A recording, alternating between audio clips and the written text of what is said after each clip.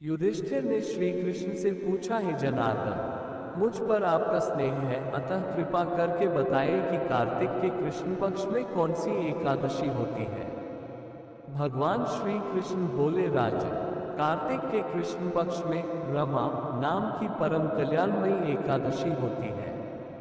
ये परम उत्तम है और बड़े बड़े पापों को हरने वाली है। युधिष्ठिर ने भगवान से इस एकादशी की कथा और महात्म्य का वर्णन करने की विनती की तो श्री कृष्ण ने उन्हें रमा एकादशी की यह महात्म्य कथा सुनाई। पूर्व काल में मुच्चुकुंद नामक विख्यात राजा थे जो भगवान श्री विष्णु के भक्त और सत्यनिष्ठ थे। उनके राज्य में सभी जन एकादशी का व्रत नियम पूर्वक करते थे। अपने राज्य पर निष्कंटक शासन करने वाले मुच्चुकुंद के घर में नदियों में श्रेष्ठ चंद्रभागा नदी ने कन्या के रूप में जन्म लिया। चंद्रभागा परम सुंदरी और गुणवती थी। वह कन्या अपने आचार व्यवहार से सबको प्रसन्न रखने वाली थी। युवा होने पर राजा ने चंद्रसेन कुमार शोभन के साथ चंद्रभागा का विवाह कर दिया। एक बार शोभन दशमी के दिन अपने ससुर के घर आए। उसी दिन समूचे नगर में पूर्ववत ढिंढोरा पिटवाया गया कि एकादशी के दिन कोई भी भोजन न करे। शोभन के कानों में भी यह आवाज पहुंची। उसने अपनी प्रिय पत्नी चंद्रभागा से पूछा, अब मुझे इस समय क्या करना चाहिए, ये बताओ। चंद्रभागा बोली, मेरे पिता के घर पर एकादशी के दिन मनुष्य तो क्या कोई पालतू पशु आदि भी भोजन नहीं कर सकते। प्राणनाथ, यदि आप भोजन करेंगे तो आपकी बड़ी निंदा होगी। इस प्रकार मन में विचार करके अपने चित्त को दृढ़ कीजिए। शोभन ने कहा, प्रिय, तुम्हारा कहना सत्य है, मैं भी उपवास करूंगा। दैव का जैसा विधान है वैसा ही होगा। भगवान श्री कृष्ण कहते हैं, इस प्रकार दृढ़ निश्चय करके शोभन ने व्रत के नियम का पालन किया, किंतु सूर्योदय होते होते उनका प्राणांत हो गया। मुच्चुकुंद ने शोभन का राजोचित दाह संस्कार कराया। चंद्रभागा पिता के ही घर पर रहने लगी। हे नृपश्रेष्ठ युधिष्ठिर, उधर शोभन इस व्रत के प्रभाव से मंदराचल के शिखर पर बसे हुए परम रमणीय देवपुर को प्राप्त हुए। वहां शोभन द्वितीय कुबेर की भांति शोभा पाने लगे। एक बार राजा मुच्चुकुंद के नगरवासी विख्यात ब्राह्मण सोमशर्मा तीर्थयात्रा के प्रसंग से घूमते हुए मंदराचल पर्वत पर गए, जहां उन्हें शोभन दिखाई दिए। राजा के दामाद को पहचानकर वे उनके समीप गए। शोभन भी उस समय सोमशर्मा को आया हुआ देखकर शीघ्र ही आसन से उठ खड़े हुए और उन्हें प्रणाम किया। फिर क्रमश अपने ससुर राजा मुच्चुकुंद, प्रिय पत्नी चंद्रभागा तथा समस्त नगर का कुशलक्षेम पूछा। सोमशर्मा ने कहा, राजा, वहां सब कुशल है। आश्चर्य है, ऐसा सुंदर और विचित्र नगर तो कहीं किसी ने भी नहीं देखा होगा। बताओ तो सही, आपको इस नगर की प्राप्ति कैसे हुई। शोभन बोले, कार्तिक कृष्ण पक्ष में रमा नाम की एकादशी होती है, उस व्रत के करने से मुझे इसकी प्राप्ति हुई है। मैंने श्रद्धाहीन होकर इस उत्तम व्रत का अनुष्ठान किया था, इसलिए मैं ऐसा मानता हूं कि यह नगर स्थायी नहीं है। आप चंद्रभागा से यह सारा वृतांत कहिएगा। शोभन की बात सुनकर ब्राह्मण मुच्चुकुंदपुर में गए और वहां चंद्रभागा के सामने उन्होंने सारा वृतांत कह सुनाया। सोमशर्मा बोले, शुभ्री, मैंने तुम्हारे पति को प्रत्यक्ष देखा। इंद्रपुरी के समान उनके सुंदर नगर को भी देखा, किंतु वह नगर अस्थिर है। तुम उसे स्थिर बनाओ। चंद्रभागा ने कहा, मेरे मन में पति के दर्शन की लालसा लगी हुई है। आप मुझे वहां ले चलिए। मैं अपने व्रत के पुण्य से उस नगर को स्थिर बनाऊंगी। भगवान श्री कृष्ण कहते हैं, हे राजन, चंद्रभागा की बात सुनकर सोमशर्मा उसे साथ ले मंदराचल पर्वत के निकट वामदेव मुनि के आश्रम पर गए। वहां ऋषि के मंत्र की शक्ति तथा एकादशी सेवन के प्रभाव से चंद्रभागा का शरीर दिव्य हो गया तथा उसने दिव्य गति प्राप्त कर ली। इसके बाद वह पति के समीप गई। अपनी प्रिय पत्नी को आया हुआ देखकर शोभन को बड़ी प्रसन्नता हुई। उन्होंने उसे बुलाकर अपने वाम भाग में सिंहासन पर बैठाया।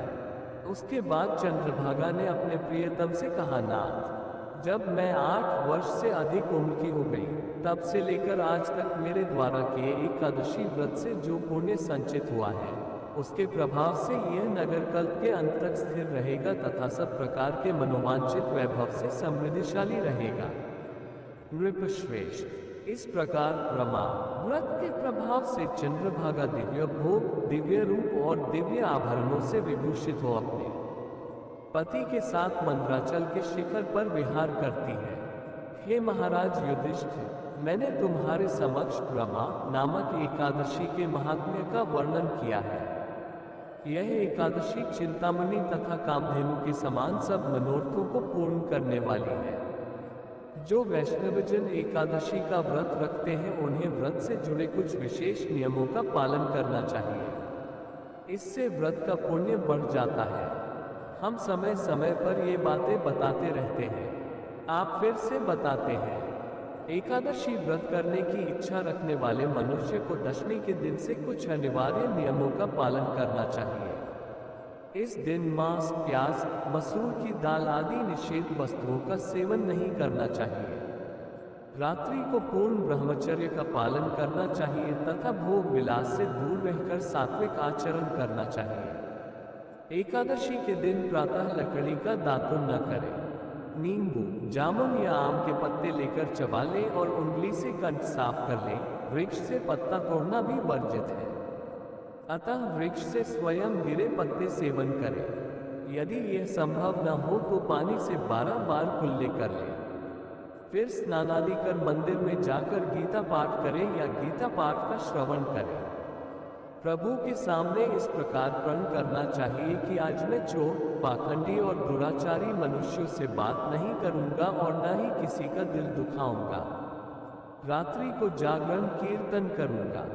ओम नमो भगवते वासुदेवाय, इस द्वादश मंत्र का यथासंभव जाप करें। श्री राम, श्री कृष्ण, नारायण आदि के मंत्रों और विष्णु सहस्रनाम का सस्वर पाठ करें।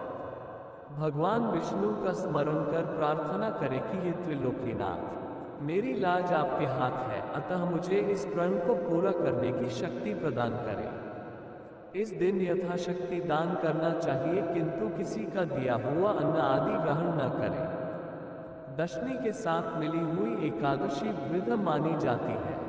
वैष्णवों को योग्य द्वादशी मिली हुई एकादशी का व्रत करना चाहिए।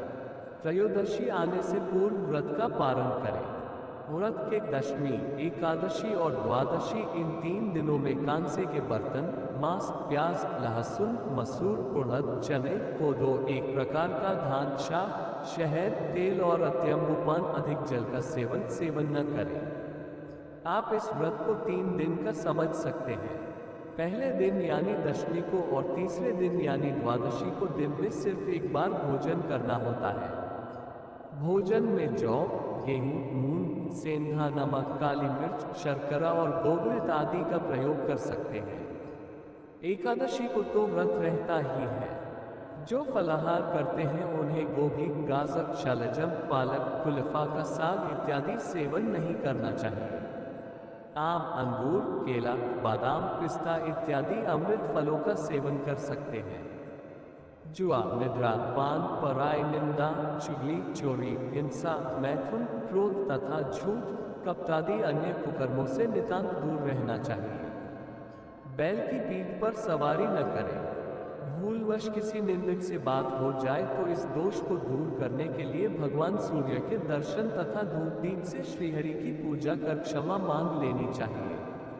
एकादशी के दिन घर में झाड़ू नहीं लगाएं, इससे चींटी आदि सूक्ष्म जीवों की मृत्यु का भय रहता है। इस दिन बाल नहीं कटाएं, मधुर बोले, अधिक न बोले और सत्य ही बोले। असत्य एकदम नहीं बोलना चाहिए। इस दिन यथाशक्ति अन्नदान करें। प्रत्येक वस्तु प्रभु को भोग लगाकर तथा तुलसी दल छोड़कर ग्रहण करना चाहिए। एकादशी के दिन किसी संबंधी की मृत्यु हो जाए तो उस दिन व्रत रखकर उसका फल संकल्प करके मृतक को देना चाहिए और श्री गंगा जी में अस्थि प्रवाहित करने पर भी एकादशी व्रत रखकर व्रत फल प्राणी के निमित्त दे देना चाहिए। प्राणी मात्र को अंतर्यामी का अवतार समझकर किसी से छल कपट नहीं करना चाहिए। अपना अपमान करने या कटु वचन बोलने वाले पर भूलकर भी क्रोध नहीं करें। मन में दया रखनी चाहिए। इस विधि से व्रत करने वाला उत्तम फल को प्राप्त करता है। द्वादशी के दिन ब्राह्मणों को मिष्टान दक्षिणादि से प्रसन्न कर उनकी परिक्रमा कर लेनी चाहिए। पुराण शब्द पुरा एवं अन शब्दों की संधि से बना है। पुरा का अर्थ है पुराना अथवा प्राचीन और अन का अर्थ होता है कहना या बतलाना। पुराण का शाब्दिक अर्थ है प्राचीन आख्यान या पुरानी कथा। पुराणों में दर्ज है प्राचीन भारत का इतिहास। आओ जानते हैं 18 पुराणों की 20 खास ऐसी बातें जो आपकी जिंदगी बदल सकती है। शिव पुराण के अनुसार भगवान शिव कहते हैं कि कल्पना ज्ञान से महत्वपूर्ण है।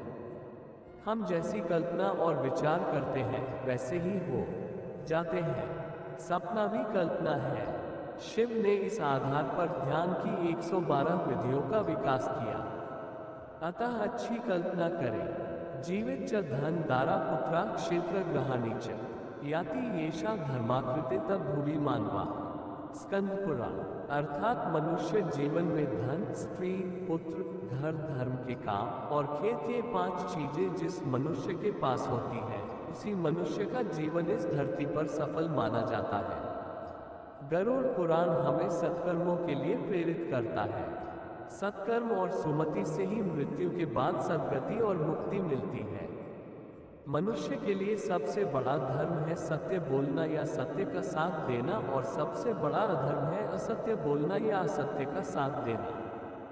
कहते भी हैं कि राम नाम सत्य है, सत्य बोलो गत्य है। संसार में प्रत्येक मनुष्य को किसी न किसी वस्तु, व्यक्ति या परिस्थिति से आसक्ति या मोह हो सकती है। यह आसक्ति या लगाव ही हमारे दुख और असफलता का कारण होता है। निर्मोही रहकर निष्काम कर्म करने से आनंद और सफलता की प्राप्ति होती है।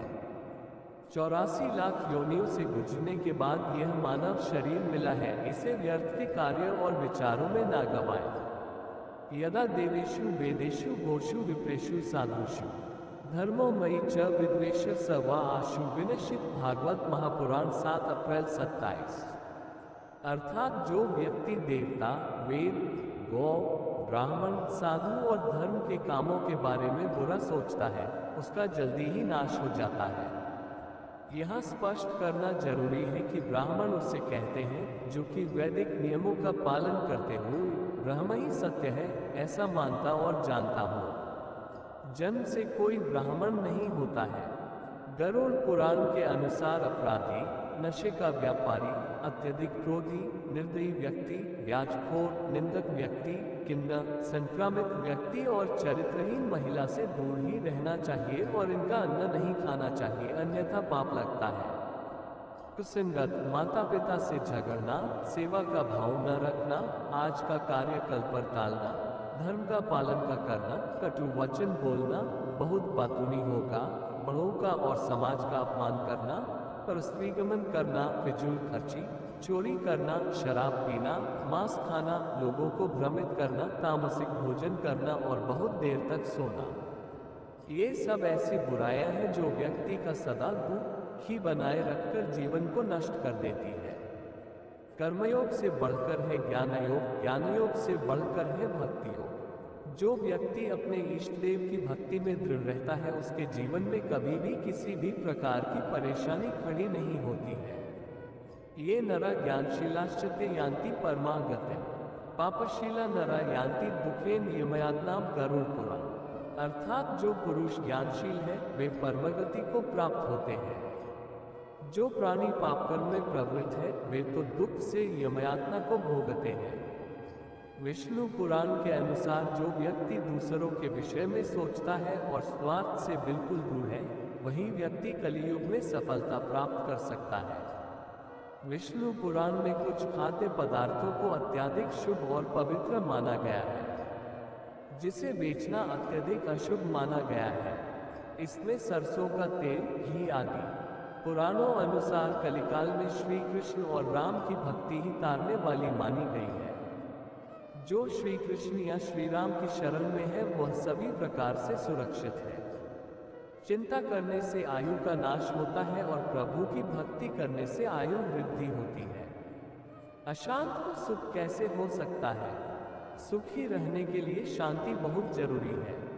जिस घर में स्त्री का मान सम्मान होता है वहां पर लक्ष्मी सदा विराजमान रहती है। नारी वह धुरी है जिसके चारों ओर परिवार घूमता है। जिस परिवार व राष्ट्र में स्त्रियों का सम्मान नहीं होता, वह पतन व विनाश के गर्त में लीन हो जाता है। जिसने पहले तुम्हारा उपकार किया हो, वह यदि बड़ा अपराध करे तो भी उनके उपकार की याद करके उसका अपराध क्षमा दो। बुरे कर्मों का बुरा परिणाम निकलता है। जैसा कर्म करोगे वैसा फल मिलेगा। अच्छे कर्म करते जाओ, फल की चिंता मत करो। व्यक्ति अपने कर्मों से पहचाना जाता है और महान बनता है, जाति से नहीं।